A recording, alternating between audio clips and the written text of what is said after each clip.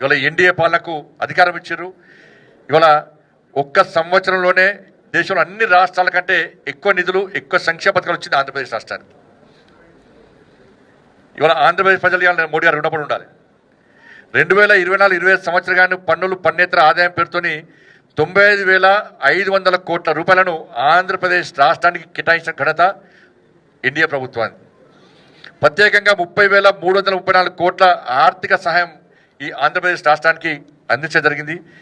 UPI హయాంతో పోలిస్తే ఆర్థిక సాయాన్ని 263% అధికంగా ఈ రాష్ట్రానికి ఎన్డీఏ ప్రభుత్వం అందించింది.